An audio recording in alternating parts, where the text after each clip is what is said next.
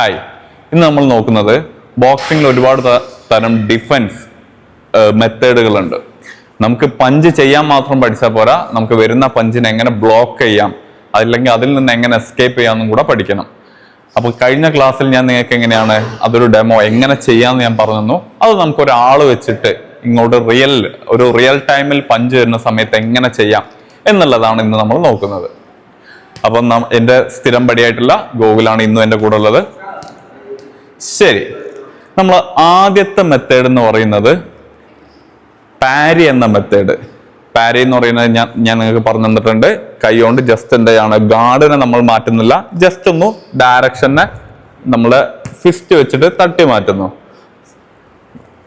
ഗോകുൽ എനിക്ക് നേരെ വണ്ണെന്ന പഞ്ച് ചെയ്യുന്നു.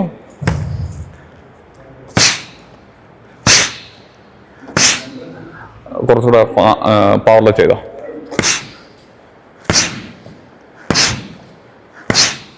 ഇതാണ് പാരി എന്ന മെത്തേഡ്. ഞാൻ എൻ്റെ ഗാർഡിന് അനക്കുന്നില്ല, ജസ്റ്റ് എന്ത് ചെയ്യുന്നു, ടാപ്പ് ചെയ്യുന്നുള്ളൂ.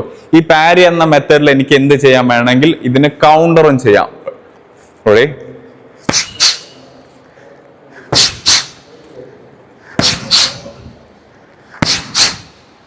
ഇത്തരത്തിൽ നമുക്ക് എന്ത് ചെയ്യാം, നമുക്ക് നേരെ വരുന്ന ഒരു പഞ്ചിനെ നമ്മൾ ഡിഫെൻഡ് ചെയ്തിട്ട് നമുക്ക് അതിനെ കൗണ്ടർ ചെയ്യാം. അടുത്തതെന്ന് പറയുന്നത് ക്യാച്ച്.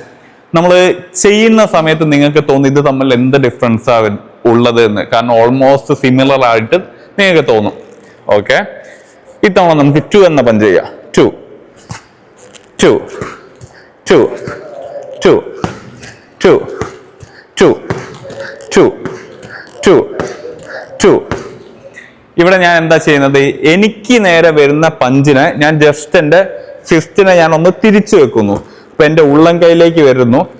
നമ്മൾ ക്യാച്ച് എന്ന് പറയുന്നുണ്ടെങ്കിലും നമ്മൾ ഇതിനെ പിടിക്കുന്നൊന്നുമില്ല, ജസ്റ്റ് എന്താണ്, ഡിഫെൻഡ് ചെയ്യാണ്. വരുന്ന പഞ്ചിനെ ഉള്ളം കയ്യിൽ വാങ്ങിക്കുന്നു. ഇതിനെ പറയുന്ന പേരാണ് ക്യാച്ച്. അടുത്ത method high guard. High guard ചെയ്യുന്ന സമയത്ത് ഇപ്പൊ ഒരു കോർണർ പൊസിഷനിലാണ് മിക്കവാറും നമ്മൾ ഹൈ ഗാർഡ് വെക്കേണ്ട ഒരു ആവശ്യം വരുന്നുള്ളൂ. ഇവിടെ സ്ട്രൈറ്റ് ആയിട്ട് പഞ്ച് ചെയ്യാം. 1 and 2.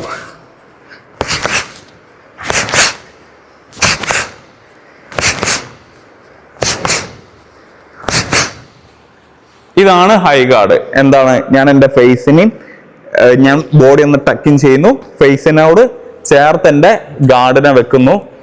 ഇതിനെ എനിക്ക് വേണമെങ്കിൽ ഇങ്ങനെ വെക്കാം, ഇങ്ങനെ വെക്കാം, നമുക്ക് ഇഷ്ടമുള്ള രീതിയിൽ വെക്കാം. പക്ഷെ നിങ്ങൾ വെക്കുന്ന സമയത്ത് ഇപ്പം ഞാൻ എൻ്റെ മുഖത്തുനിന്നൊന്ന് വൈഡാക്കിയാണ് വെക്കുന്നത്.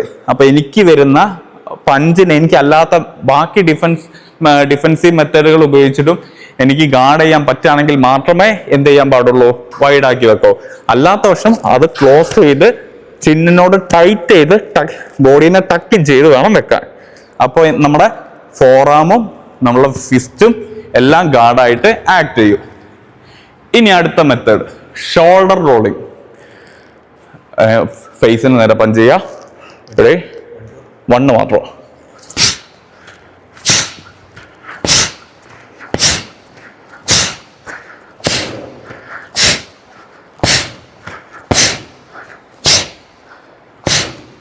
ശരി, ഇവിടെ ഞാൻ എന്താ ചെയ്തത്, എനിക്ക് എൻ്റെ ഫേസിന് നേരെ വരുന്ന പഞ്ചിനെ ഞാൻ എന്ത് ചെയ്തു, ഷോൾഡറിനെ, എൻ്റെ ഡെൽറ്റനെ ഞാൻ ഫ്രണ്ടിലേക്ക് വെച്ച് അതിൽ ഞാൻ അടി വാങ്ങി.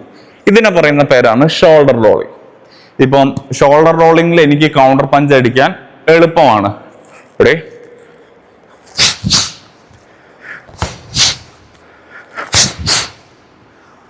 ഇത്തരത്തിൽ നമുക്ക് എന്ത് ചെയ്യാം, പഞ്ചിനെ വാങ്ങിക്കാൻ പറ്റും. എല്ലാവർക്കും ഷോൾഡർ റോളിങ് ചെയ്യാൻ പറ്റുമെന്ന് ഞാൻ പറയുന്നില്ല. നമ്മളുടെ ഒപ്പോണന്റ് നമ്മളെക്കാളും ബിഗ് സൈസ് ആണെങ്കിൽ എന്താണ്, പിന്നെ വീക്ക് ആയിട്ടുള്ള ഷോൾഡർ മസിൽസും ആണ് ഉള്ളതെങ്കിൽ അയാളെ സംബന്ധിച്ച് ഷോൾഡർ റോളിങ് ബുദ്ധിമുട്ടായിരിക്കും.